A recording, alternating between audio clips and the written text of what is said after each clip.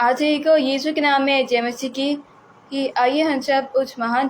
परमेश्वर की प्रार्थना और के वचन में सुनने से पहले की छोटी सी प्रार्थना चलेंगे। और मैं अनुपम कर सपना आंटी को भी जय मसीह की बोलना चाहती हूँ और उनका धन्यवाद करना चाहती हूँ जिन्होंने मुझे लाइव पे आने का मौका दिया। और आइए हम सब यहोवा की प्रार्थनाएं चलते हैं। धन्यवाद यहोवा परमेश्वर जो आपने हमें अपनी जात के साम की जानकर और जिन पर मैं चाहती हूँ कि आपने जिन जिन लोगों को जो आपसे जो मांग रहे उन्हें वो दिया है ताकि वो खुद को सुधार सके, खुद में इम्प्रूवमेंट ला सके। मैं चाहती हूँ कि वो लोग उस चीज़ को यूज़ करना सीख सकें ताकि वो ये जान सकें कि आपने उन्हें वो चीज़ दे दी है जो वो आपसे मांग रहे थे ताकि वो खुद को सुधार सके और आपके पास आपकी निकट आ सके। और ये प्रार्थना को अद्भुत उद्धारकर्ता यीशु के नाम से मांगते हैं, आमीन। आइए अब हम सब उस महान परमेश्वर की प्रार्थनाएं चलते हैं। आराधना हो आराधना, खुदावंद यीशु की आराधना। आराधना हो आराधना, खुदावंद यीशु की आराधना। मुक्तिदाता की आराधना, शांतिदाता की आराधना। आराधना हो आराधना, खुदावंद यीशु की आराधना। आराधना हो आराधना, खुदावंद यीशु की आराधना। उतने दाग जो तेलू मेरा मेरी आत्मा को चंगा किया। उसने दाग जो तेलू मेरा मेरी आत्मा को चंगा किया। यही हो के किनारे अधमुहा पड़ा, यही हो के किनारे अधमुहा पड़ा। उसने डालकर जो तेल लेला। यीशु यीशु यीशु मैंने उसको पा लिया। यीशु यीशु यीशु मैंने उसको पा लिया। यीशु यीशु यीशु मैंने उसको पा लिया। मैंने यीशु को पा लिया। मैंने यीशु को पा लिया।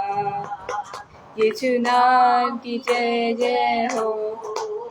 यीशु नाम की जय जय हो। उसके मार खाने से मैं चंगा हुआ। यीशु नाम की जय जय हो। उसके मार खाने से मैं चंगा हुआ। यीशु नाम की जय जय हो। यीशु नाम की जय जय हो। यीशु नाम की जय जय हो। आइए हम सब अब यहोवा के वचन में चलेंगे। तो मैं चाहती हूँ आपको दिखा ले इफिसियो उसका 4 अध्याय और उसकी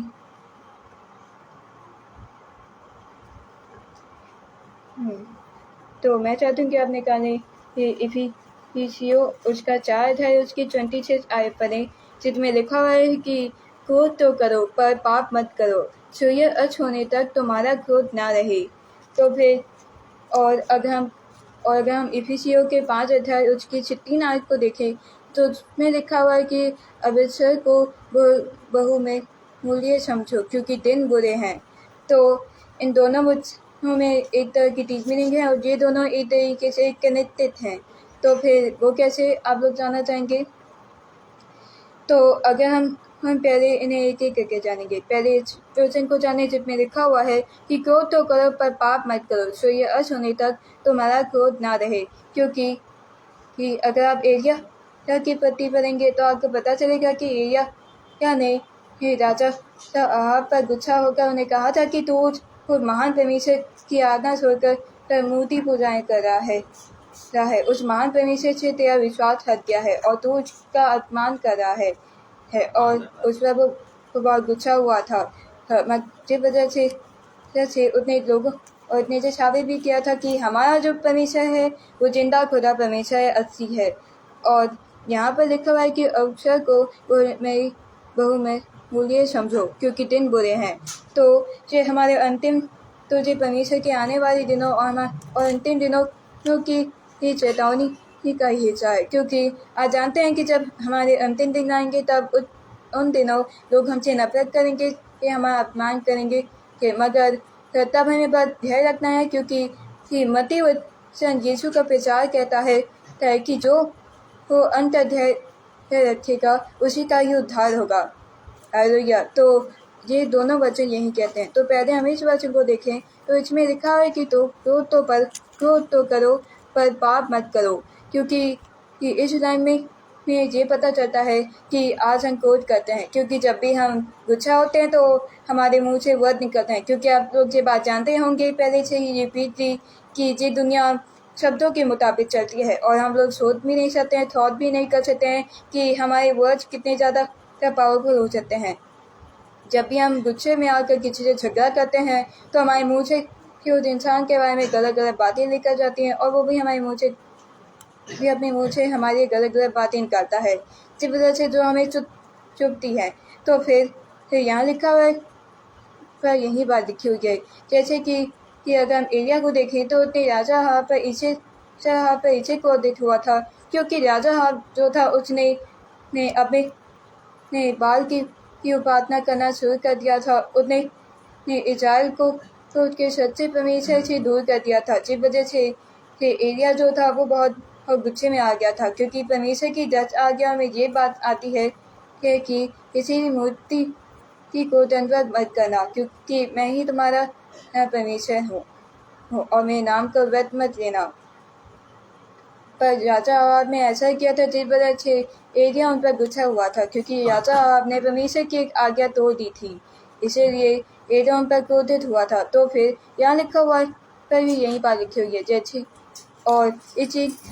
और एलिय्याह के एग्जाम्पल के ये एक और एग्जाम्पल है, जिसमें ऐसा होता है कि जैसे मानिए कोई आके किसी प्यारे दोस्त की इंसल्ट करता है, आके इंसल्ट करता है, तो आप उसे जवाब देते हैं, पर क्रोध के साथ साथ उसे शांति से भी जवाब देते हैं ताकि वो फिर से आके इंसल्ट ना करे, क्योंकि उस वक्त आपको बुरा लगता है। पर यहाँ पर ये भी लिखा हुआ है कि सूर्य अस्त होने तक तुम्हारा क्रोध ना रहे, क्योंकि कभी कभार इंसान जो होता है वो क्रोध में अपने सामने वाले को कुछ अपने मुँह से ऐसी बातें बोल देता है जो उसे चुभती हैं, क्योंकि जब इंसान को गुस्सा आता है तो उस वक्त ज्वालामुखी और इंसान के क्रोध के बीच में फ़र्क नहीं होता है, क्योंकि आप जानते होंगे कि तब इंसान अपने मुँह से गलत गुस्से में आकर बहुत सारी गलत बातें बोल देता है। तो वैसा ही हम करते हैं, जब भी हम पर कोई दिक्कत आती है या कोई हमें छोटी सी बात के लिए भी डांट देता है तो हम जो होते हैं गुस्सा करते हैं। जैसे कि हमारे बच्चे जो होते हैं वो हम जब भी हम उन्हें टोकते हैं तो फिर वो हम पर कभी कभार थोड़ा गुस्सा हो जाते हैं। पर कभी कभार होता यह है कि जब पेरेंट्स की लड़ाई हो रही होती है तब पेरेंट्स अपने मुँह से कभी कभार एक दूसरे के बारे में बुरा भला बोल देते हैं। तो वैसा ही उस वक्त हुआ था, क्योंकि एलिय्याह ने या राजा अहाब पे इतना क्रोधित हुआ था, क्योंकि राजा अहाब ने बाकी सारे राजाओं की तरह ही इज़राइल को उसके परमेश्वर से दूर कर दिया था, जिस वजह से एलिय्याह जो था वो राजा अहाब पर क्रोधित हो गया था। तो यहाँ पर लिखा हुआ है कि अगर कोई हमारे माँ बाप की इंसल्ट करता है अगर हमारी किसी ऐसे इंसान की इंसल्ट करता है जो हमें प्यारा है या हमारे परमेश्वर की इंसल्ट करता है, तब हम क्रोध करते हैं, पर तब हम बस उसका साथ देते हैं ताकि हम ये बता सकें कि हम उससे प्यार करते हैं, उसकी केयर करते हैं। जैसे अगर आप लोग के पेरेंट्स की अगर कोई इंसल्ट करेगा तो आप लोग कुछ से बहुत बुरा बुरा बोलेंगे, मगर अगर आप बेवजह क्रोध करेंगे कि बेवजह किसी पर चिल्लाएंगे तब आपके मुँह से वो वर्ड निकलेंगे कि ये जिनके बारे में सोच नहीं सकते हैं, क्योंकि ये दुनिया वर्ड्स के हिसाब से चलती है और हमारे मुँह से जो कुछ निकलता है वो इंसान के काम में जाता है और जब इंसान उसे सुन लेता है तब वो भी आपको करारा जवाब देता है। तो ये वचन उसी को ही दर्शाता है, क्योंकि यहाँ लिखा हुआ है कि क्रोध तो करो पर पाप मत करो, सूर्य होने तक तुम्हारा क्रोध ना रहे, क्योंकि आप जानते होंगे कि आदम और हवा के 2 पुत्र थे और उनमें से एक की भेंट परमेश्वर ने स्वीकार नहीं की थी, जिस वजह से उसने क्रोध में आकर एक पहला पाप कर दिया था, अपने भाई की हत्या कर दी थी। इसलिए परमेश्वर के वचन में लिखा हुआ की 10 आज्ञाओं में लिखा हुआ है कि कभी की हत्या ना करना। तो वैसा ही ये वचन कहता है, क्योंकि ये वचन उस वक्त के पहले पाप को दर्शाता है जब आदम और हव्वा को वाटिका से निकाल दिया गया था, उनके के जो 2 पुत्र हुए थे उनमें से एक ही की फिर जब परमेश्वर ने स्वीकार नहीं की थी और उसे कहा था कि तुम्हें पाप से जीत लड़ना सीखना होगा और में अधीन होना होगा, तब उनके बेटे को गुस्से में आकर उनके दूसरे बेटे को मार दिया था जो कमजोर था। जिस वजह से उसने गुस्से में आकर पहला पाप कर दिया था। तो कभी कभार ऐसा होता है कि जब भी हम गुस्से में आते हैं तब कुछ हो जाए तब कुछ भी करने लगते हैं, तब हमारा दिमाग उस बात पर ध्यान नहीं देता है, वो सिर्फ हमारे क्रोध पर ध्यान देता है। मगर जैसा कि आप जानते हैं कि हमारा परमेश्वर जो है वो भी हम पर क्रोधित होता है, मगर वो हमें कभी भी दंड नहीं देता है। इसीलिए हमें कभी कभार अपने टेम्पर को, अपने गुस्से को कंट्रोल में रखना चाहिए, क्योंकि माना कि कई लोग होते हैं जो हमसे नफरत करते हैं, मगर बाइबल का वचन कहता है कि अपने शत्रुओं से भी प्रेम रखो। तो माना कि हमारे शत्रु जो हैं वो हमसे नफरत करते हैं, वो हमसे चेते हैं, हमसे नफरत करते हैं, मगर बाइबल का वचन कहता है कि अपने शत्रुओं से भी प्रेम रखो, क्योंकि यीशु मसीह जो थे जिन्हें क्रूस पर उन लोगों के कारण चढ़ा दिया गया था जो लोग उससे नफरत करते थे, जैसे पौलुस नाम का वो आदमी जो पहले यीशु मसीह से नफरत करता था, मगर फिर उसके बाद यीशु मसीह में उस पर दया दिखाई और जिससे पौलुस को एहसास हुआ कि उसने जो किया था वो गलत था, इसलिए फिर उसने अपनी गलती सुधारी। इसे ये परमेश्वर के वचन से में ये लिखा हुआ है कि अपने शत्रुओं से भी प्रेम करो, तो उनके लिए दयालु बनो, सबसे प्रेम करो, हमेशा आनंदित रहो। वैसे ये वचन उसी बात को ही दर्शाता है, क्योंकि हम कभी कभार अपने गुस्से में आकर दूसरों की बातें सुनने लगते हैं, उन पर गुस्सा होने लग जाते हैं, हम उनकी बातों पर ध्यान देते हैं, क्योंकि आप जानते होंगे कि लोग हमें बहुत ये सब कहते हैं, तुम ये नहीं कर सकते, तुम वो नहीं कर सकते, तुमसे ये नहीं होगा, तुमसे कुछ नहीं होगा, ये सब बातों पर हम ध्यान देते हैं, मगर तब हमारा दिमाग जो होता है वो गुस्से की ओर चला जाता है, क्योंकि हमारे इमोशन जो हैं वो हमारे वर्ड्स की से कनेक्टेड हैं, क्योंकि जब हम गुस्सा होते हैं तब हम अपने वो वर्ड बोलते हैं जिनसे हम उस इंसान को बोल सकें जो हमारे बाद जो हमसे लड़ रहा होता है, तब हम अपने मुंह के वर्ड्स का यूज करते हैं, मगर जब हम गुस्से में हम तब अपने वर्ड्स का सबसे ज़्यादा बुरा यूज़ करते हैं, तो यानी कि मिस यूज कर देते हैं जब हम बेवजह गुस्से में होते हैं और लोगों पर कुछ ज़्यादा ही गुस्सा कर देते हैं, जिस वजह से हम लोग जो होते हैं हम लोग तो देख नहीं पा रहे होते हैं कि हम क्या बोल रहे हैं, क्योंकि ये दुनिया वर्ड्स के मुताबिक चलती है और हमसे वर्ड बोलते हैं उससे सामने वाले के दिल को और भी खरोच मिलती है। हालेलुया। तो यहाँ पर लिखा हुआ है कि सूर्य अस्त होने तक तुम्हारा क्रोध ना रहे, तो यहीं पर ही ये वचन बताता है, क्योंकि फॉर एग्जाम्पल के लिए जैसे हमारी लाइफ को ही लीजिए, क्योंकि आज भी कई लोग हैं जो हमें लुक से जज करते हैं, हमारे काम को देखते हुए हमें जज करते हैं, जिस वजह से हम कभी कभार उन पर गुस्सा हो जाते हैं और अपने वर्ड्स पर ध्यान नहीं दे पाते हैं कि हम उनसे क्या कह रहे होते हैं। तब इंसान जो होता है उसका फोकस सिर्फ उसके गुस्से पर होता है, मगर अगर हम एक बार अपने टेम्पर को अपने गुस्से को कंट्रोल कर लें तो तब हम लोग अपने शत्रु पर भी गुस्सा नहीं करेंगे, क्योंकि हम माना क्योंकि एलिया जोशा उसने भी क्रोध किया था, मगर उतने से बेचे क्रोध किया था क्योंकि राजा आहाब ने इज़राइल को उसके सच्चे परमेश्वर से दूर कर दिया था, इसे वो उस वक्त गुस्सा हुआ था। इसे कभी कभार किसी भी इंसान को गुस्सा आ जाता है पर जो उसकी गलती नहीं होती है, ये तो बात गलती तब होती है कि जब वो खुद से करता है, क्योंकि इंसान बदल सकते हैं मगर बस वो बदलना चाहते हैं नहीं। हम अपने क्रोध को कंट्रोल कर सकते हैं, मगर हम कंट्रोल करते नहीं हैं और अपने मुंह के वर्ड से कुछ भी बोल देते हैं सामने वाले को, जिससे उसे दुख होता है। मगर यहाँ पर लिखा हुआ है कि क्रोध तो करो पर पाप मत करो, तो इससे ये पता चलता है कि कभी कभार किसी भी इंसान को क्रोध आ जाता है चाहे वो मसीह पर ही विश्वास क्यों न करता हो, मगर फिर भी उसे अपना क्रोध रखना चाहिए ताकि वो अपने क्रोध को थोड़ा कंट्रोल कर सकें क्योंकि क्रोध में कभी कभार हम कुछ ऐसे वर्ड भी बोल देते हैं जिनसे लोगों को दुख होता है। जैसे कि जब हम यहोवा से किसी चीज़ की प्रार्थना करते हैं उसे पहली बार जानने वाले होते हैं, तब जब हमारी ये प्रार्थना पूरा होने में थोड़ा टाइम होता है तब हम यहोवा पर क्रोध करने लगते हैं, अपने वर्ड्स से उसे ये चोट लगाने लगते हैं। और ये तरह का एग्जाम्पल हुआ हमारे लिए, हमारी लाइफ के लिए ये, क्योंकि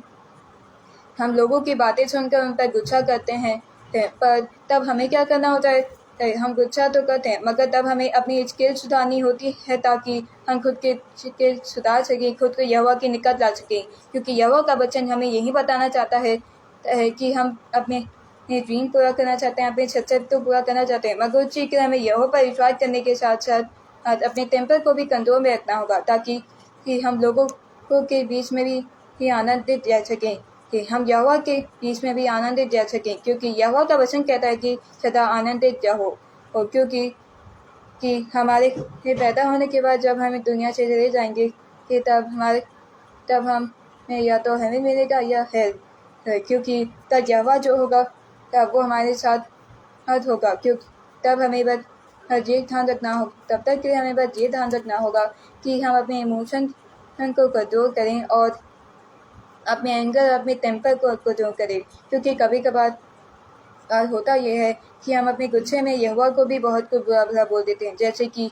मेरे अकाउंट से पैसे नहीं निकले, कि मेरे साथ ये कुछ हुआ हो गया, मेरे सर पर इतना सारा लोन है, मेरा ये नुकसान हो गया, जिस वजह से हम यहोवा को भी ब्लेम करने लगते हैं। मगर जबकि कि उसी बीच में वो भी इन सारी प्रॉब्लम से निकलने का कोई रास्ता ढूंढ रहा होता है, हमारी ये प्रॉब्लम का सोल्यूशन देने की कोशिश कर रहा होता है ताकि हमें सारी प्रॉब्लम से निकल सके। मगर तब हम क्या करते हैं, तो फिर भी हम उसे ब्लेम करते हैं। इसीलिए हमें अपने क्रोध को, इसीलिए हम क्रोध तो कर सकते हैं मगर हमें क्रोध में आकर कोई भी पाप नहीं करना चाहिए, क्योंकि कि पहला पाप भी इस वजह से ही हुआ था। जैसा कि मैंने आपको बताया कि आदम हवा के बेटे ने उनके ही दूसरे बेटे को मार दिया था क्रोध में आकर। इसीलिए हमें भी वही चीज़ नहीं करनी है, हमें अपने टेम्पर को कंट्रोल रखना है। क्योंकि हम क्रोध तो कर सकते हैं मगर हमें क्रोध में आकर कोई भी ऐसा काम नहीं करना है जिससे या तो यहोवा को दुख हो या तो जिससे हमें भी बाद में रिग्रेट होता है। इससे हमें अपने मन को शांत रखना चाहिए और यहोवा पर विश्वास रखना चाहिए। क्योंकि इंसान कभी कभार क्रोध कर देता है, वो तो वो कर सकता है, मगर क्रोध में आकर उसे कभी भी कोई पाप नहीं करना चाहिए, वरना उसका रिजल्ट भी वैसा ही होगा जैसे आदम हव्वा के साथ हुआ।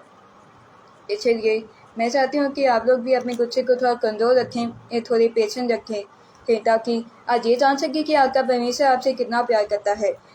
जबकि आप उसे अपनी प्रॉब्लम्स के बीच में ही बुरे सिचुएशन में ही ब्लेम कर रहे होते हैं, तब उसी बीच में वो आपकी प्रॉब्लम को दूर कर रहा होता है, आपकी प्रॉब्लम को दूर करने के सोल्यूशन दे रहा होता है, ताकि कि आपको सोल्यूशन मिले और आप अपनी प्रॉब्लम को तो दूर करते,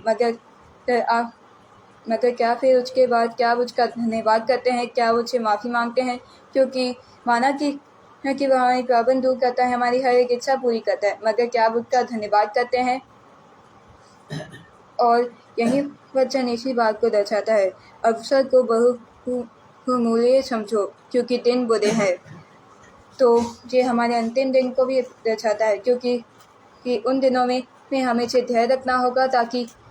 हम अपने अवसर को ना भूलें। और हमारे पास अभी भी बहुत सारे ये अवसर हैं ताकि हम परमेश्वर को अपना सकें, यहोवा यीशु मसीह को अपना सकें। मगर आज हम लोग क्या करें, हम उनकी आज्ञाएँ तोड़ रहे हैं, हम दुनियाई जातियों में पड़ गए हैं, हम दुनियाई चीज़ों में पड़ गए हैं कि हम यहोवा को पूरी तरह करके भूल चुके हैं, हम दुनियाई चीज़ों की खोज कर रहे हैं, हम यहोवा की ओर